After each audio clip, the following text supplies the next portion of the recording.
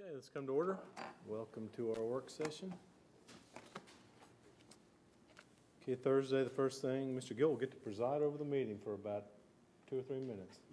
I know you look forward to that every year. Absolutely. We'll have our election of chairman and vice chairman. Any questions on the agenda?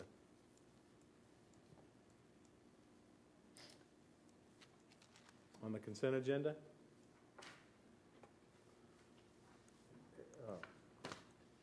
Donald. Hands-on science.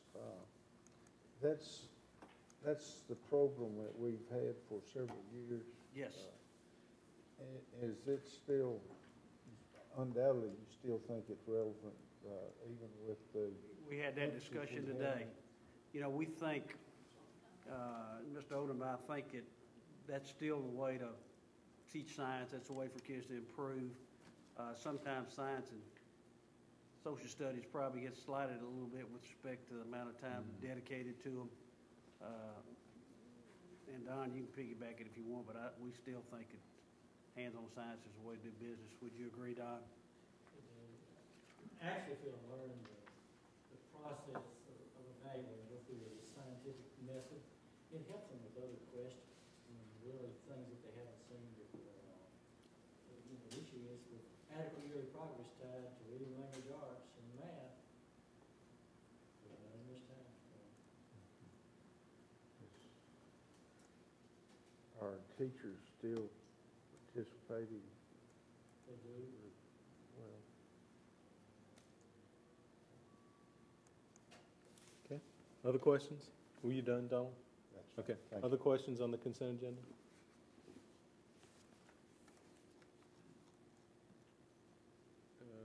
Charter schools update? We have put together, Mr. Odom and Ms. McLeod have put together an update on charter school. If there's no objection, we'll do that tonight in lieu of doing it on Thursday night. So, Mr. Odom, Ms. McLeod, you guys want to step up here? And Angel or Harry, will you explain where we are, that we've gotten, a notification of someone who might apply? Is that? Yeah, Angel. What we have gotten is the intent to file an application, which is required to be filed at least 60 days prior to the application deadline, which is no later than October the 1st by the statute. So what we have right now is the intent. We have not received an application as of yet. I'm just going to kind of hit the high points. I put some information in your packet that I think gives you at least the information that you need for now, and then Mr. Odom will elaborate. But just to hit the high points, basically charter schools are public schools operated by independent nonprofit organizations. And I just told you the application deadline is no later than October the 1st. That application is submitted for review to the local Board of Education, and you ultimately approve or deny the request for the charter. If you approve the charter school and ultimately enter into an agreement for the operation of a charter school, that operation is for 10 years under state law. There is a process by which local boards can withdraw or revoke a charter based on certain circumstances. Funding is allocated to charter schools just like any other public school, so they get the same allocation per student as any other public school would get. Their data comes back to our system because they are our students.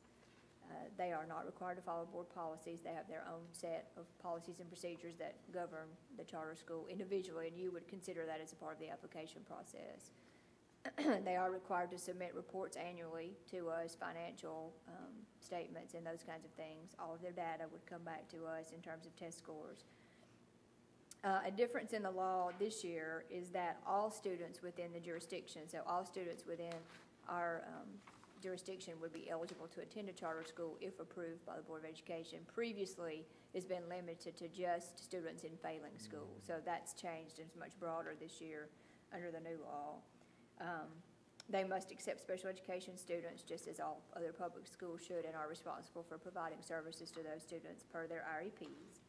They are required to comply with all licensing requirements, teacher licensing and those things, immunization requirements, most of the state laws that are in effect for all public schools. But there is a process for which they can apply to the Commissioner of Education to be exempt from some rules and regulations. The examples they give are like the length of the school day. They can apply for a longer day or a shorter day, those kinds of things, and can actually receive exemptions from regulations and state laws in order to further their mission statement. As I said before, they're not required to follow board policy. So ultimately, you would approve the charter, and then they operate completely independently of the board. But we are still responsible for their test scores, graduation rates, those kinds of things. So those are sort of the high points. Any questions about that information? There's some other information in that packet, and that information that you have, just more detailed. Wayne? Transportation, our cost, their cost. It would be their cost. If they choose to provide transportation, they're not required to. But if they do provide transportation, it has to be provided to everybody, all students. The other issue that I see, if it's not a large enough student body, special ed services. Special ed services, it is their responsibility to provide those services per the IEPs of the students that they enroll. They can contract with outside agencies or our school system to provide those services. So I think that's happened in some jurisdictions. And if you had a small number, that might be the case. Personnel, how are they hired and paid? Teachers, principals? Those They are hired and paid by the charter school using the funding that they are allocated. And is it the same rate that teachers are paid? I don't know the Our answer to system. that, Don, do you know? I think it varies. So that I haven't seen it. They have no obligation. You know, you're saying their students still are part of our deal here, so they're under our jurisdiction, but they're not obligated to pay teachers and Some of them are. personnel at the same rate that they're paid in our public school system. Well, in some instances, you know, they seek waivers for class size, and so they might hire what we often call a master teacher, and that person might oversee other employees, or kind of like EAs and all, but, so that they change that. So it's whatever, But Their they're charter. not obligated to No. pay under our scale. They're, so our table is not. Right. Okay. Second question I have, if I may, how often are charter schools denied typically? You know, when they make application, you have any data that would suggest that I don't have any. they're approved at a 90% rate or 50% rate or whatever? all I could go by is what was in the Tennessean the other day, which says most charter schools were not granted in Tennessee right now, but it's kind of a new area for us, I think, in the state. But I do not have a percentage Okay. for that at all. Wayne? But if we were to deny it, or another system denied a charter school, they can bypass the board and go straight to the state, so. There is an appeal process. Right, so we don't have the final word on that. Grant? Have we identified any underutilized or vacant space or property that they can use? Have we gotten that far looking into that? We haven't yet, to my knowledge, Mr. Gill and I haven't discussed that yet. That's new in the law this year as well. So it's something that we'll. Well, what if we, in fact, don't have that? That's the reason we're having our building program. We're having, Well, if we don't have any, then you just don't identify any. I didn't know if, that would Right. kind of stop the process early if in fact that had been looked at. Right. You're not required to provide property. You're just required to identify any that you're not using. I understand that, but I'm just saying, I doubt if we have very much, it's not utilized. Well, I don't know of anything we have that's not being utilized. Maybe kids will. Since they are public, are they allowed? Obviously, we're not going to have vacant schools for them to use. We have to provide that if it's there, but it's not. Are they allowed to use church properties as an example? I know they are not allowed to be operated by church or religious organizations. Now, whether they could use property, I don't know. Because I think that might be a likely place that they, place would look where there is underutilized space there, Monday through Friday from 8 to 3. Right. I just wondered if that was legal for them to do that. Is that separation of church and state issue? I placed within your package a couple of reports to try to compare the two, but I can say that when you look at your research related to charter schools, there are strong charter schools and there are charter schools not so strong. And you could say the same thing with public schools. So it's really mixed. It depends on who you talk to, who you listen to, or how that charter school is operated. The one article is here from the National School Boards Group. It's an offshoot of that one. National School Boards Association, the Center for Public Education. The other one is just another review. So I think, in summary, about all you can say, that you really need to look closely at who's operating a charter, what their goals, their mission statement happens to be, what students they're going to serve, and then you're going to have to hold them accountable for that when you grant that over the years.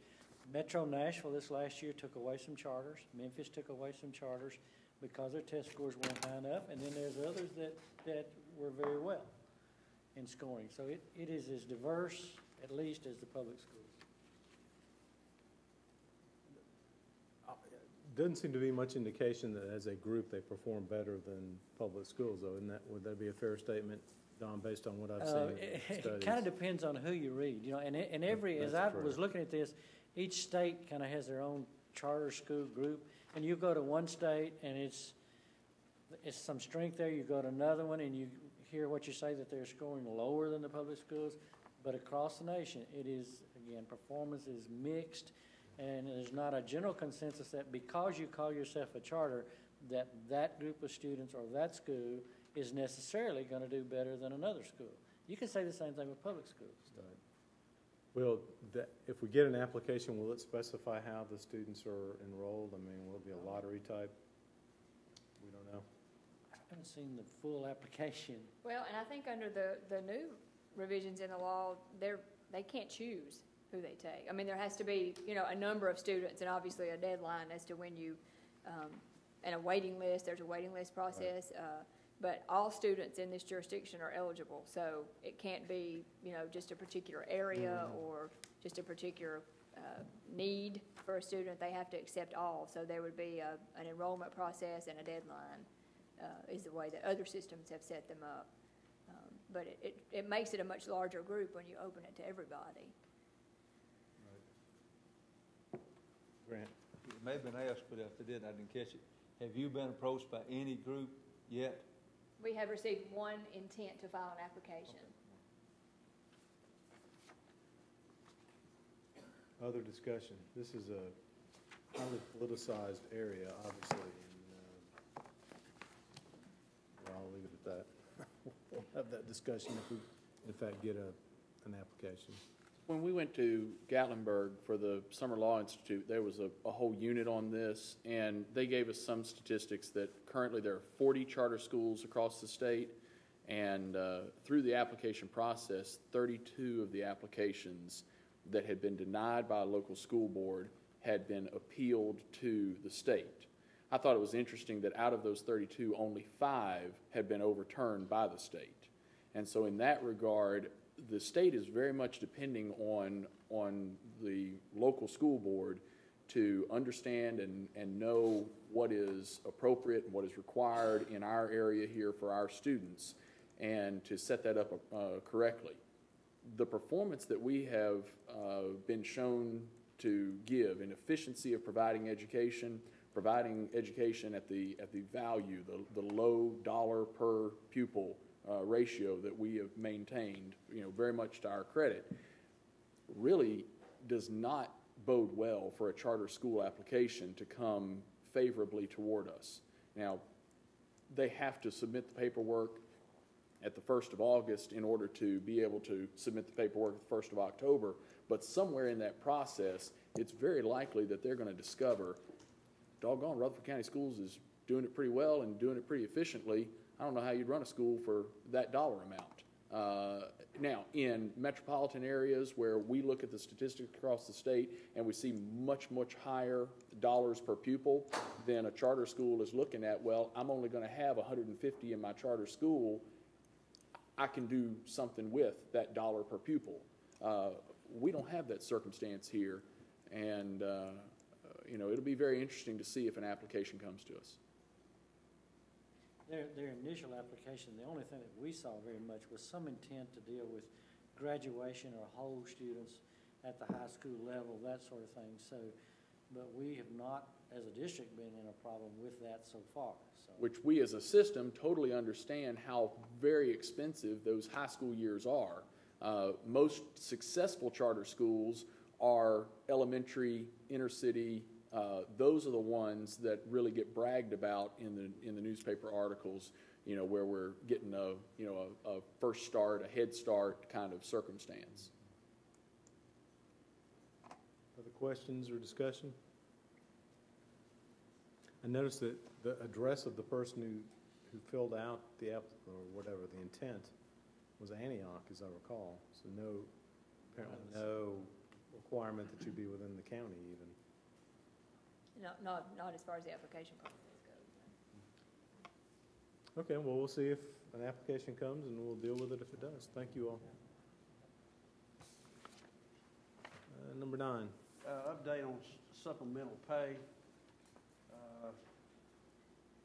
Just preface this by saying, I think Mr. Sandby's really trying to dot the i's and cross the t's with respect to booster clubs. He met with them last night, and there's apparently always going to be unanswered questions, and despite our best efforts, there's a large group out there that we got to get the message to. But that said, last time we spent considerable time talking about approval of supplements, and there's 2 or 3 things that Mr. Sandbig in particular would like clarification on, and me too, to a lesser degree. County has reviewed the types of supplemental pay processed in the last year. Most of the payments to classified staff have been for custodial work related to churches, meeting in our schools, or after hours related to the athletics or fundraisers. Especially when the board approves a facility use request, the board is also approving the custodial labor. These payments will be made as the timesheets come to accounting in accordance with federal wage and hour law. And what we're wanting to know there, do you actually want that group to be on the consent agenda? Think it over between now and Thursday. And the other large group of supplemental payments is related to specific tasks performed at athletic games, such as ticketing, gatekeeping, announcing, bookkeepers for the sport. Non-TSSAA referees are the tasks covered here and often pay a fixed amount per game. Certified staff almost always perform these tasks. Does the board want this group to be on the consent agenda before county pays them? And does the board want this group on the consent agenda? Done there. Yeah, okay. Let's have some discussion on these issues. What do we want to see? Jeff? This is so far this year. These are last year's supplements. In these groups, we have a lot of people. That's what I want you all to see. I think your point with respect to the first paragraph is, if we approve a facilities form, we know we're approving the custodian to clean up. And I don't know if that's crucial that ends up on the consent agenda or not. And the second, like I said, that other large group of people that take tickets, work the gates, do announcements and all that. Obviously, they're compensated for doing that, as we would expect. I don't think that's the kind of supplements that I think you really were interested in personally. Terry? I would think, based on last year versus this year, you're going to probably have a whole lot more. I would think you'd be dealing with a whole lot more the way you're doing it now. Everybody has to go through central office. I think if you go listing everybody on this consent agenda and everything, you're going to have quite a few of them. Just my personal opinion on it. I could do just a separate sheet once a month or something just showing. Because I figure once they come out here, somebody's approved them out here. Yeah. That's fine. Well, you want to talk about what Terry said Well, I was just going to say, specifically? in connection with what Mr. Hodge said, I think, is my opinion, what you're interested in is those bigger supplements that we're paying to coaches, that we're paying to, and I may be wrong, that we're paying for, if you look back up to the consent agenda. Tonight. See multiple payments tonight. Yeah. And they're higher dollar by and large, with the exception of the ones we're talking to at the bottom, which are 45, 65, 59. But I think what you were interested in, and correct me if I'm wrong, was for example, the $2,500 was 1,000, the 25, the 1,000, 1,000, in lieu of us reporting everybody that, sold tickets at the game or collected tickets or announced the game or operated the clock at the ball game. If you do, then you're going to have quite a list on that consent agenda. Isn't that your point, Jeff? Yes, sir. Donald? I think the classified staff, with the custodial duties associated with facilities use form, I think that, in my opinion, is a very good way of handling the classified staff. The certified staff is, I keep coming back to this 1099. Of course, with the certified staff, they wouldn't get a 1099. And the 1099 is issued to anyone with makes $600 or more in a calendar year. Non-employee, right. So I'm a little bit hesitant. If they're an employee in a certified staff, we won't know how many times they do, or the community won't know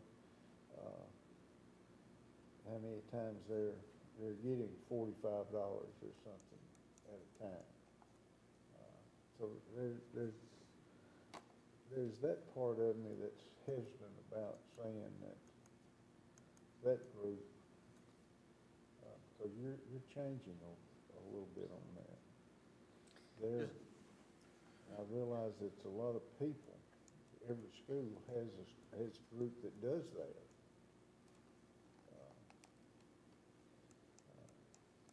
But Mr. Gill's right. It's big ticket items that you're always concerned about, but sometimes small ticket items accumulate into a big ticket item, and that's a concern I have. Aaron? In that manner that the board has been consistent to make every attempt to treat classified and certified staff equally, I feel like the consent agenda is the appropriate place for all of this, both classified and certified, and it's in keeping with our standard of trying to treat all of our employees in a like way. And I also think that the real issue here is a matter of disclosure, that the public says, are there funds out there that are getting handed out in a manner that we're not aware of? And I feel like on a 79-page agenda just for tonight's meeting, one more page in the consent agenda similar to what we have tonight is an appropriate and proper disclosure. I also, though, think that the question of do we need board authorization before these payments be made, be it classified or certified, is a question that Jeff and Mr. Gill need some freedom here, and they need to be able to act correctly. So, I'm inclined to have the disclosure in the consent agenda, but also give these gentlemen the freedom to make the decisions and keep things on track. Of course, that puts us in the position of consenting to something that's already happened. Yeah. I mean, and again, logically, I have a problem with that. Occasionally, we do that on building use. We approve an event that took place 2 weeks ago. What? I think I'm just going to we should disapprove one time to see what happens. So, Donald. One of the things that I was thinking about with the classified staff was, and I might be wrong here, is that the classified staff needs to be paid within the pay period of that performance of duty. Is that certified correct? doesn't have to be.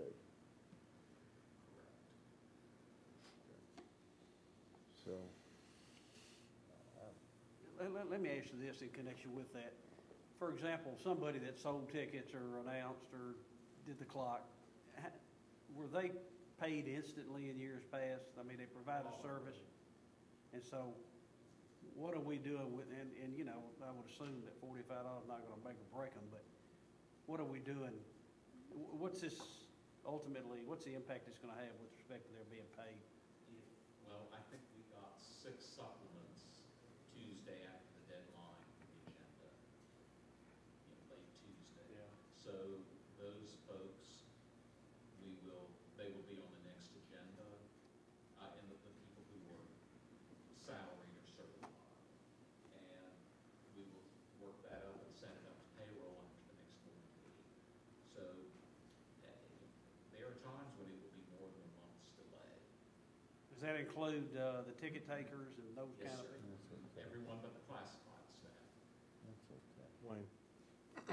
I'm getting concerned that we are really putting the burden on our financial department because there's going to be times when we'll have all these seasons overlapping at the same time. With, like right now, we have what? We have football, we have girls soccer, what do we have? Volleyball going, we have basketball, and I think the paper trail is getting, a little too long for our agenda and needs to stay in the hands of the central office. I'm just concerned that we're getting so detail conscious that it's, we're losing track of our main responsibility, but that's just an opinion. Tim? I don't have any problem how long it needs to be if it's necessary. First of all, personally, I don't have a real issue with classified and certified being treated differently if it's appropriate to do so. Second, I think there's a lot of things out there where we throughout government put a limit on what has to be reported. For example, when we run for school board, donations that are $100.01 and above have to be reported. Those below do not. I wonder if we can't kind of put that type of logic into what we're looking at. I think that, an amount above $100 needs to be, I don't personally think the public is all that interested in seeing who got paid $30 to take up tickets to the ballgame. I don't think that's of their nature. I do think probably more interested in seeing who's getting paid $3,000 to mow a football field. And I don't think they really mind that, but I don't see where we need to deal with every minute dollar amount. I don't think that's a bad idea to put some sort of limit on the amount of the payment that below whatever, $100, we don't need to see the report. And granted, it could be $45 a bunch of times. You could, I think you could do it per event, or once, $600 is where the 1099 has to be. It's once it reaches the level that the same person has gone to a level 45 to reach $600 or whatever it has to be, then at that point in time, from there on in, it has to be reported. Now, that may create more bookkeeping than doing it some other way. I'm just trying to throw out ideas to think about. Terry? I guess, correct me if I'm wrong on this, all these things, they go through the principals, don't they? Yes. Everything? Just, like I said, this is my personal opinion. I think if the principal sends something up here, he's gonna know what, he's gonna authorize it to be paid from his end of it. Now, if it comes here, I don't know what I'm gonna do. I don't know why I'd deny. I guess it's sort of where I think to a degree that sometimes we're getting too involved in this thing myself. That's, I like to know what's going on, but I like to put some trust in these principals now. Because I figure financials and all that from booster clubs are going through them. I'm sure they're coming out here, Mr. Sandbig, but my understanding is these organizations are supposed to file it with the principals. So, I think we got a lot of control right there, but I just don't want us to get too tied up in this thing. Just some of the comments I've got, some of some of these people working gates and stuff like that, it's gonna be harder and harder to find people to work them. Because what's happening now, you're taking out taxes and everything on them. You know, I mean, $30, $35, something like that, and they get waxed with taxes. I think it's getting harder on the schools. So they were being paid in cash, is that I guess that's speculating? sort of where I took it, I guess. We don't know, I know, deniability. Oh, we have no idea what they were having. Well, but I mean, that's what we're talking about. I think Terry's right, that's a legitimate thing to do. I still go back. We have to have people to take these tickets. I still go back, that's between the booster club and the individual. Right. Take care of 1099. It's their responsibility to file taxes. System wasn't working too well then. They need to go through payroll. I understand. Yeah. Right. I mean, that's what we've got, that's what we're doing now, clean up everything. Right. I don't hear us, I think we're all sort of interested in the same thing. The question is, how do we get there without an unnecessary amount of paperwork? And I'm not sure we've reached the solution yet.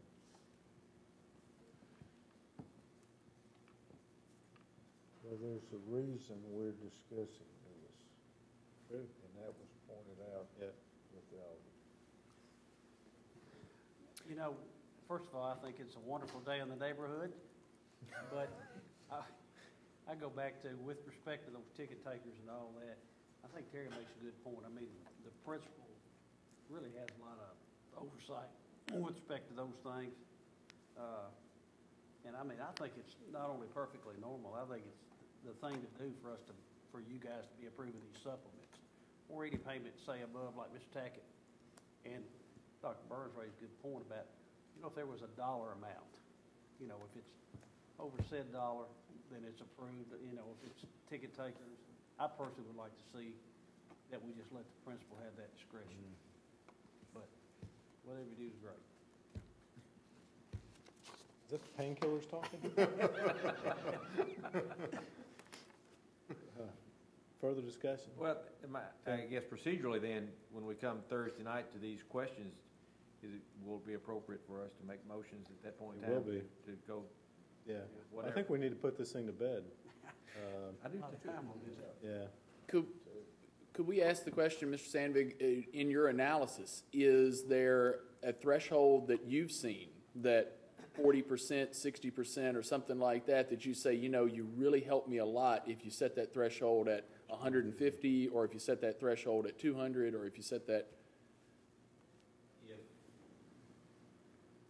based on what I saw, occasionally we will have the church custodian who will cross, say, a $200 threshold because the church sends the money in, not weekly, but once or twice a month. So, but on our normal items, most of them, 100, 150 would cover those. I think that's good information for us to know. Yeah, I do too. That was a good question. Anything else on this? Do you have enough to ponder between now and Thursday? Okay. Number 10. Mr. Clardy will have several updates on Thursday. Okay. 11, playground equipment improvement for 10 preschool playgrounds. Special Education Department requests board approval to purchase $137,577.50 in playground equipment and shade structures from Kids Zone Play System for 10 preschool playgrounds. The system will use its preschool federal stimulus funds for a portion of this purchase, $78,690 for cantilevered sunshade structures. The remainder of the playground equipment and labor will be funded through federal IDEA Part B funds, which is $58,887.50. The equipment meets the requirements for the ARRIS Section 1605 and ARRIS Section 1606. The sunshade structures will provide shelter from the sun and weather for preschool students with disabilities. The new equipment will incorporate special education inclusion opportunities for these students. Total cost for the project is $137,577.50. Cost includes all equipment and installation. The Special Education Department will pay for the purchase utilizing its carryover preschool era stimulus funds and federal IDEA Part B funds. This price is utilizing the Obion County Board of Education contract bid with Kids Zone Play Systems, and we recommend that you do that. Any discussion of this? There's all kinds of information here about the equipment. Will it be on surfaces that are already in place, or will there be any expense in surfaces for installation? Clardy? It will go on the playground that are already pretty much that we've surfaced. Grant? Well, this pretty well equal out all of the schools in that, from that aspect. There are some that we're not able to utilize. It will go in the areas where there are, we do have special needs.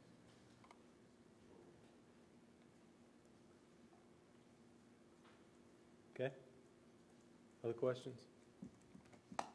Number 12. Dismissal of tenure teacher. The board has been provided with a memorandum containing charges against Danny Williams, who is a tenured teacher with the board. Mr. Williams has been suspended without pay pending board action. The board sustains these charges. Mr. Williams be presented with a copy of charges and a statement of his rights under Tennessee law. And we're obviously recommending sustained charge against Danny Williams as presented. Discussion?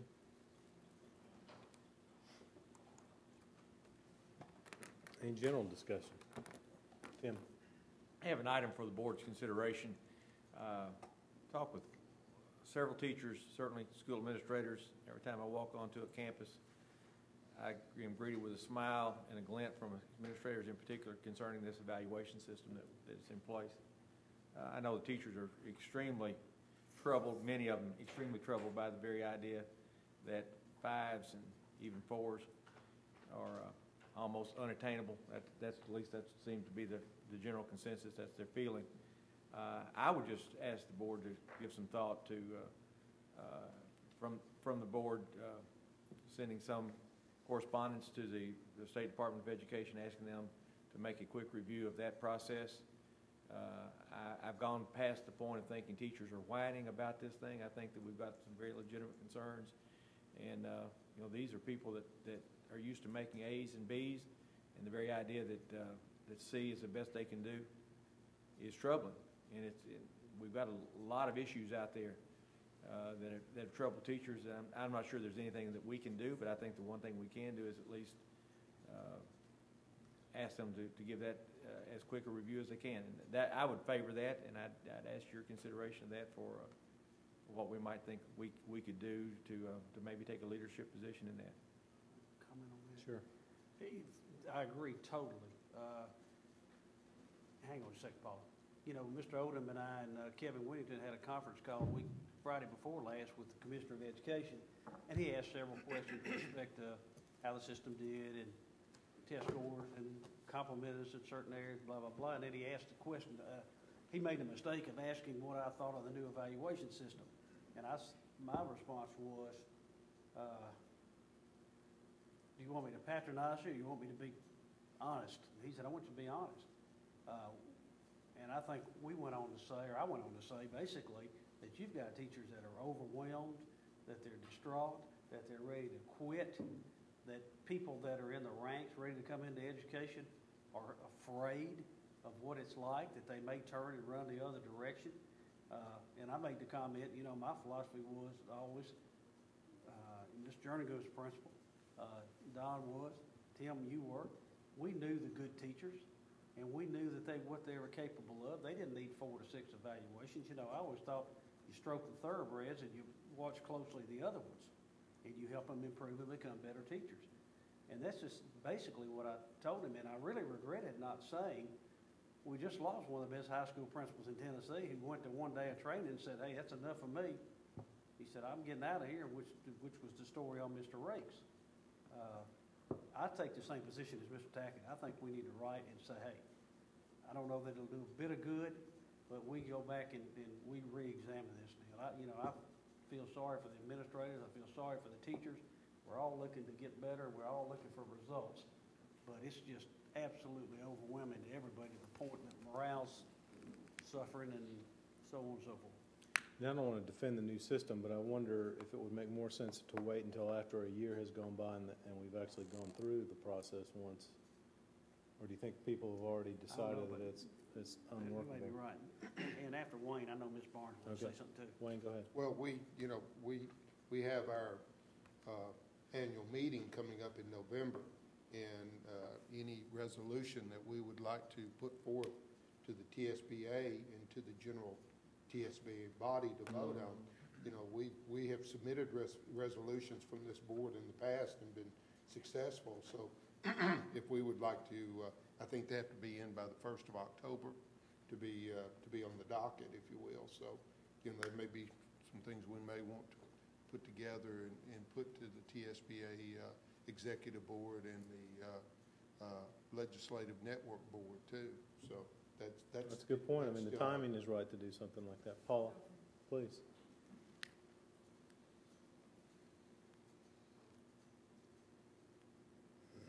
Last week, the state released some webinars, and Tim Gaddis is the director of teacher evaluation now for the state of Tennessee. And the webinar was about the qualitative percentage of the teacher evaluation. The test score is the 35 and 15%.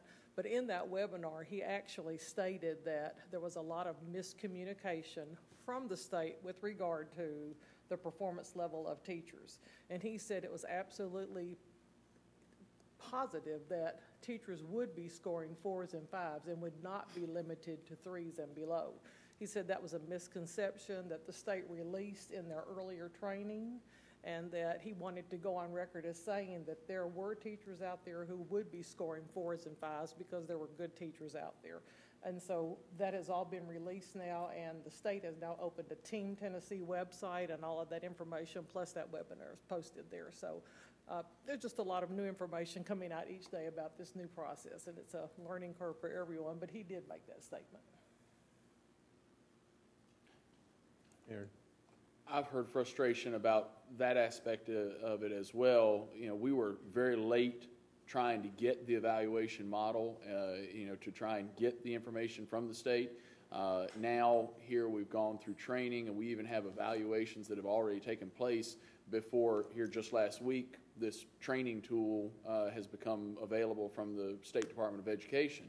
And so we've got teachers who are facing an evaluation that there's additional training that's going to come, but it's not available yet. And so there certainly is a level of frustration in this, but I don't want to lose the intent of the legislation that made this.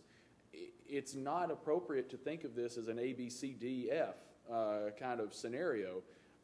The 1 through 5 scale does not equate to that. What's being put in place here is a tool to give us the opportunity to identify somebody that is exceptional, whether they are exceptional to the negative or exceptional to the positive. And the fact that we are identifying a norm and a standard that is in the 3 to 4 range, that is to be expected. And we have to be effective in communicating that 3 to 4 is not a C+. It is correct and appropriate. And if you score a 5, then you're doing something, really outstanding, and there may in the future be some provision for rewarding such outstanding performance.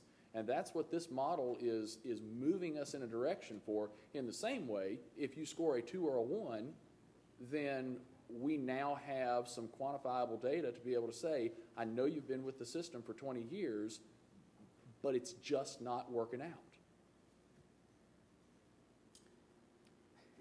Did I see a hand, Tim? You did? Yeah, okay. I try to sell that to about the first 10 teachers that I talk to, and they're not buying it. They're just not buying it. So I'm not going to say that to any more teachers because they're not going to buy it. That's just right, wrong, or indifferent. That's not the way teachers are wired. So I'm not going to sell that anymore. And I'm not in favor of waiting. I think we have an opportunity to let our teachers and administrators understand that I'd just like to see the thing evaluated. If there is new information, that's there or has been misstated, then that needs to be, the state needs to be more forthcoming. And it's great that Mr. Gaddis has made that statement to you, but they hadn't got it, and guess what? Here where we are now. The teachers are so frustrated by what's taking place and all this, they can come out and say all that they want to, they're not gonna buy that either. I mean, they're just not. So, all I'm asking for consideration for is that we ask the State Department of Education just to do a better job of getting the message out of what it is and evaluate it. They may not change it. It may not be appropriate to change. I don't know that. I think you're right to some degree. It does need a year before we'll know all that kind of thing. But I'd like them to know that our teachers are hurting here, and that we would like to make sure that they are giving it the most serious look as they can, as quickly as they can. Quick comment. Yeah. Well, I think my pain meds are wearing off.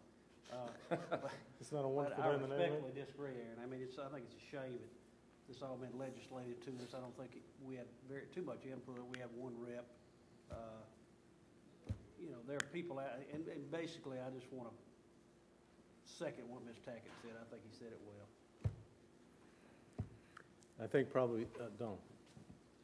Little off subject, but kind of close. The STAR system, is that straightened out yet?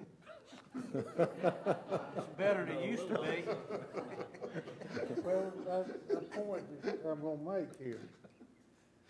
Is it working as it was intended to, and is things, we're still having to reform that program, or have we, No, it still has issues with it. as its issues? And it's being reworked occasionally?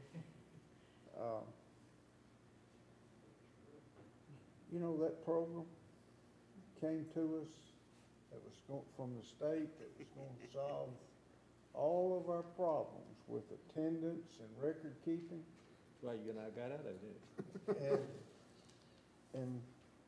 And I have thought about that so much since we've started this evaluation system. We've got an evaluation system that is supposed to identify good teachers, bad teachers, indifferent teachers, whatever. And where did that come from? Same place the STAR program came from, I think. So I think my thoughts are about the same for both. Tim, you probably want to draft something. Maybe Angel could probably help you with the language, so that we have a more clear idea of what you want to say. That'd be my suggestion. Sure. Other discussion? All right, hearing none, we are adjourned.